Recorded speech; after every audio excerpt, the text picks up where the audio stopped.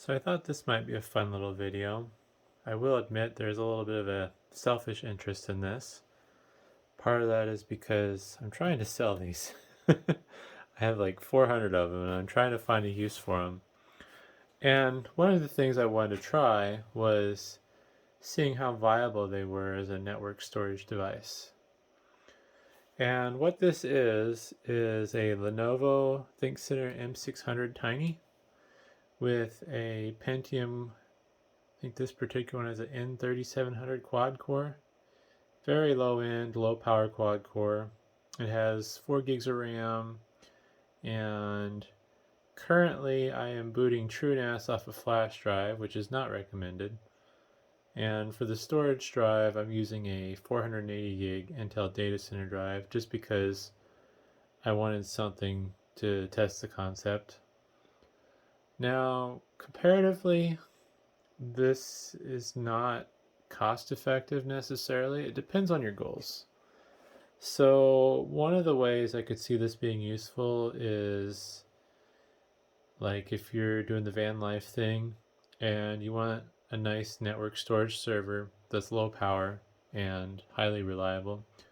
Don't have to worry about spinning disks failing from, driving around or whatnot. Or it'd also be handy if maybe you're a mobile technician and you want a file server to store drivers, software, things that would be handy to have on the go.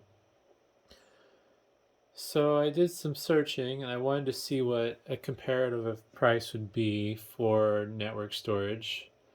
I didn't really see anything that was configured with an SSD, but I kind of priced this on a 4 terabyte storage array, figuring 4 terabytes is a good healthy number for your average person. Probably more than you would actually need, but it gives you a lot of headroom. And the ones I found on various sites, I went on Newegg and I found there was a pre-configured Buffalo branded 4 terabyte network storage array, single drive for 250. Or if you're willing to put together your own, you could build a Synology setup for around 200, and those are with 400 gig.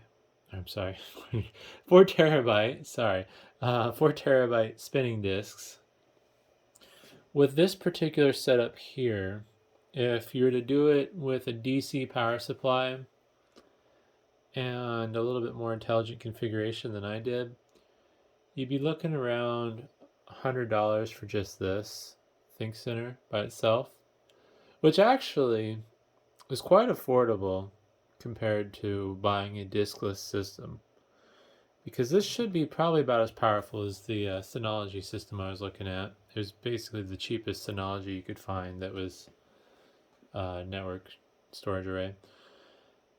And the nice thing about this is it is upgradable, and if something breaks, you can find parts. Personally, I am selling these for $40 to $50 a piece for just the unit itself.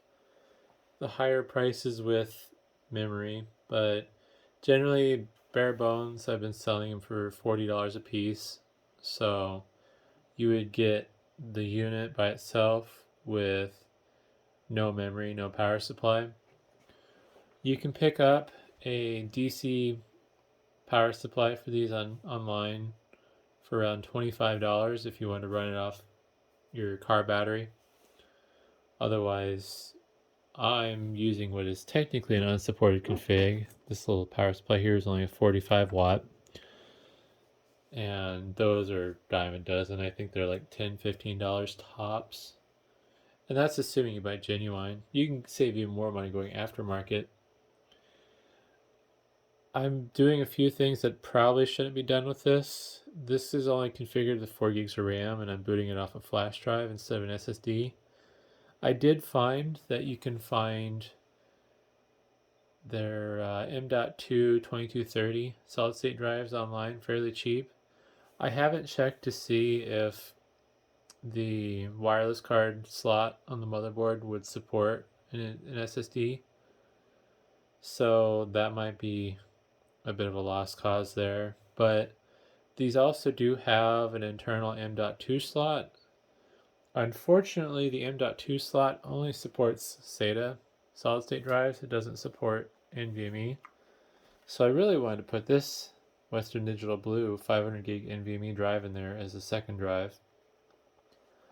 But that wasn't going to fly because it didn't even see it, since it's not capable of recognizing NVMe drives. The weird thing is the slot, the M.2 slot that's in there is keyed where it'll support the drive being installed. It just isn't capable of seeing it. So the way I have this configured is it's just with the 2.5 inch drive. But depending on what you want to do, I would say the smart option would be to pick up, if you can find a 2230 size of SSD, pick up one of those and use that as a boot drive. Or you can just pick up a traditional M.2 drive and put it in the slot there for a boot drive. If you want to get really fancy though, and that's assuming of course that you could replace the wireless card with an SSD, you could pop 2 drives in this thing. Now I don't think it would make much sense to plan on any kind of redundancy with this if you're using it as a network storage array, just because you're giving up a lot of space. I think the perfect use for this would be is this would be your low power network storage that you run all the time, and then maybe you build a more power hungry setup to back up to with some spinning disks, and then you just power up that more power hungry system occasionally to back up the files off this one too. That being said, I am impressed. It is quite capable, and the power utilization is really low. Of course, it's not doing anything right now, but it's drawing 7.9 watts. Let's actually slide this over. CPU usage is fluctuating. I'm not sure what TrueNAS is currently doing because it's just sitting idle right now. But yeah, the power utilization is really low. And if you do any drive copying off the drive, like to a computer, I'll just do that real quick here. You will see it does spike. I'm copying a 1 gig file right now. I haven't seen this go over 12 watts yet, but I haven't done anything too crazy. And the highest CPU utilization I've seen is around 33%. I don't know if I would want to run a virtual machine on here, that's for sure. You might be able to use this as a Plex server to feed like one machine, but that's not something I've had experience with setting up. I don't know how to set that up quite yet on TrueNAS, since I don't have a need for it personally. So I'm going to kind of zoom out here again. I have a laptop that's currently connected to my wired network. Delete this file real quick that I copied over. And I have a handful of files on this system here, or the TrueNAS. Let's see, that's 13.1 gigs. And I'm just going to take these and copy them over to my laptop.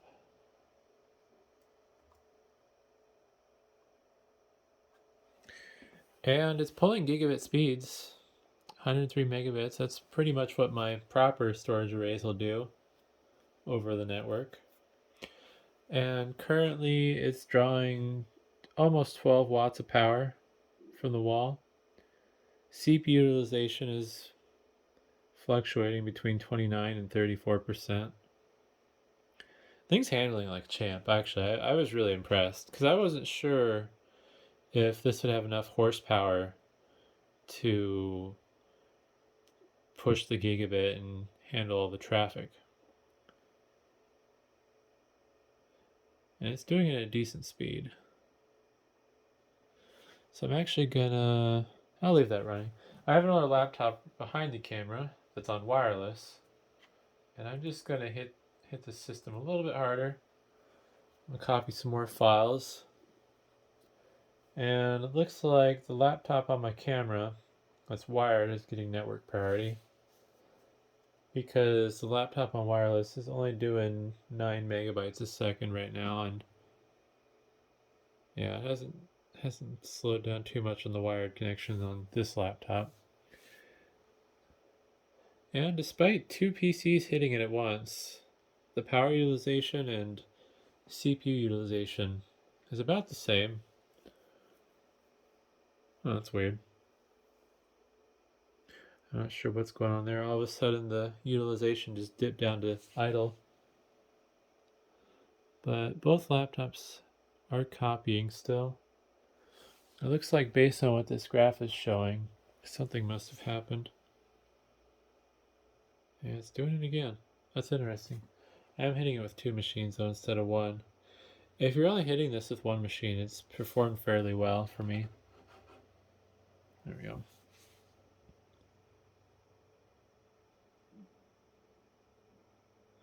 I have a feeling that since... What files are working on? No, they're not copying the same files right now. I have a feeling there might be something else going on here where the solid state drive might be getting overloaded. Because the laptop behind the camera that's copying at 10 megabytes a second, I guess I can just pick it up and put it in frame. This one, if you look at the graph, has been fairly steady, but towards the end there, it's kind of dipping randomly. And I think it was about a third of the way through where I started copying the files on this laptop that's on wireless. I'm actually going to cancel the laptop that's on wireless. And we'll just delete these.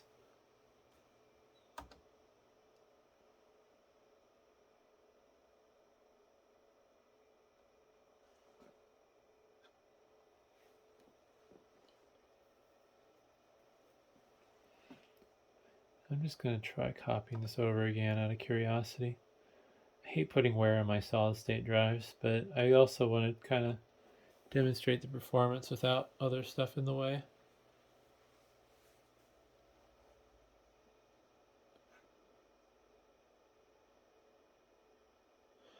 So I don't know if this particular setup would be great if you're going to hit it with multiple machines. And I haven't checked with TrueNAS if it has USB network card support, but maybe a person would want to add an additional port for link aggregation if they're going to hit it with multiple machines. But I also don't know, like on a mobile, if you have this in your van, I don't know what kind of networking you would use. I'm more used to the enterprise stuff, so my Juniper network switch supports link aggregation if I want to set that up. Right now, personally, I don't hit it more than one at a time, so... These dips are new. Of course, when I was initially testing this before I started recording, I was copying files to the NAS from my PC, so reading might be a little different than writing. Interesting. Also, there are better Lenovo Tinys available. Like I said, some of this is kind of selfish. I want to try to find a market for these, try to find a way to get these things sold since I have like 400 of them. I personally wouldn't mind using one of these as a network storage array if I need a low power storage array in my van on the go. The M700 would be a little bit more of a powerful machine. I haven't looked to see if the M700 supports NVMe drives though. You could get really fancy though and go with like a M710 or M720Q, and at that point you'd be cooking with some serious gasoline because you're talking quad core i5s and a lot of those even a quad-core i3, a 6th gen i3 would be way more powerful than you would need for a storage array.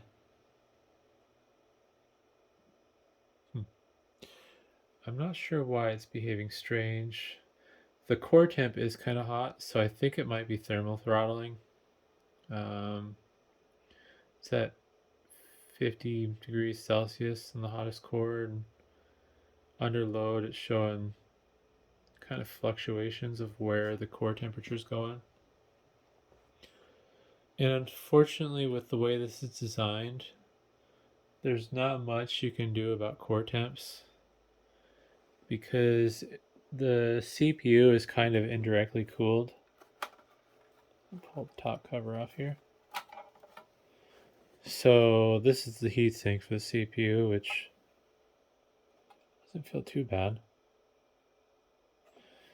But this fan isn't drawing the air over it. It's drawing the air through the front, and then kind of whatever goes this way, it just happens to go this way. So that might be the biggest problem with this as a NAS, is the lack of cooling. Taking the cover off and running it without the cover is not going to solve anything, because then there'd be basically no airflow over the CPU. One thing I just thought of now, I wonder if a person could do. Be interesting to see if you could flip this fan upside down and have it blow directly on the heatsink. Because at that point, I mean, I guess you'd be recycling some of the hot air, but you'd be moving more airflow over the CPU, which may help with what I think is thermal throttling when doing the copying. And you'd see in those little dips in speed. I'm going to try that real quick. Okay, so as you see, I've managed to flip the fan over. Now instead of exhausting the hot air out of the case, it's going to blow hot air over the heatsink, I guess. I don't know if it's really going to matter though, because I think airflow over the heatsink from the fan is going to be better than whatever just gets casually sucked through the case. When I did flip the fan upside down like that, there was an immediate and drastic drop in temperature. It went from 42 to 35. Now the question will be, what happens once it's put under an actual load?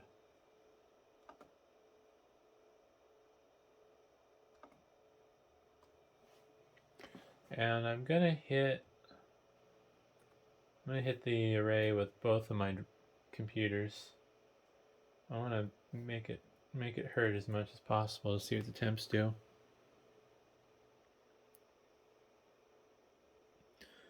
So currently both laptops are copying files,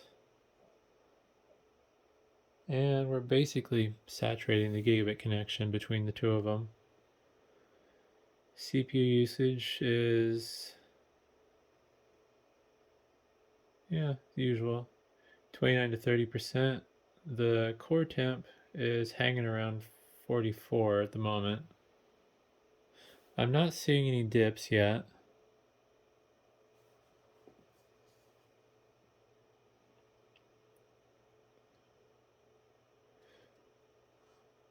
Yeah, we're up to 44.9.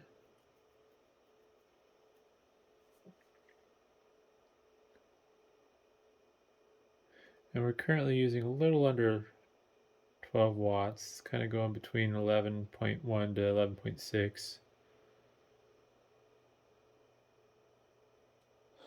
So yeah, I think those dips I was seeing earlier were due to thermal throttling.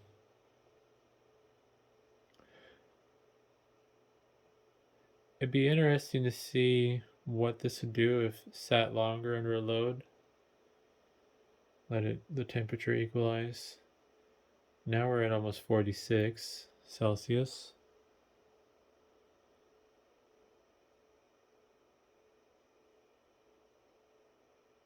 And it cooled down a degree. Oh, there's a little bit of a dip too. Ooh, spiked at 47.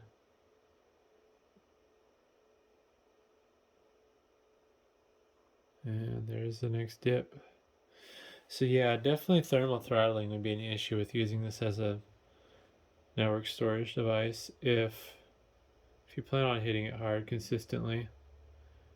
Currently in my office it's 70 degrees Fahrenheit.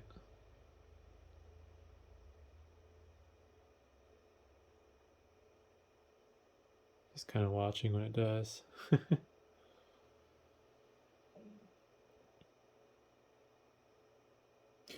Yeah, now that I'm watching more carefully, those dips and the speed that I'll just close. The dips and the speed of which it's transferring at, they're coinciding with the core temperature. It seems like this particular processor that's in here is unhappy if it gets around that 47 degrees Celsius. Turning the fan around, or well, I guess flipping it upside down and turning it around did seem to help with some of that thermal throttling because it wasn't doing it quite so bad as it was previously. But definitely interesting.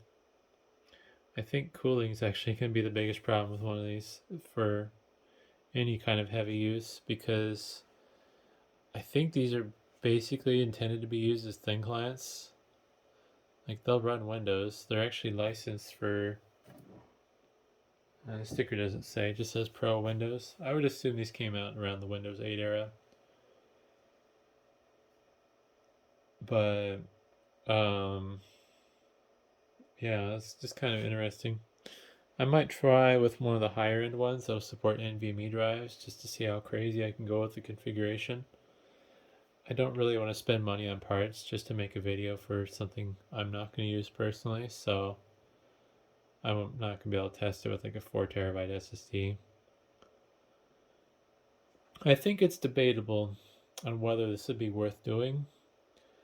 I think the caveats would be if you're looking for low power utilization and maybe you wanted to do a solid state array anyways, you could probably buy one of the other network storage arrays that are driveless and then pop an SSD in there, but you're not going to have the abilities that you have with a program like TrueNAS, since you can configure it however you want, add plugins for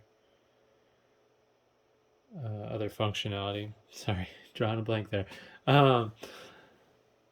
So there's that.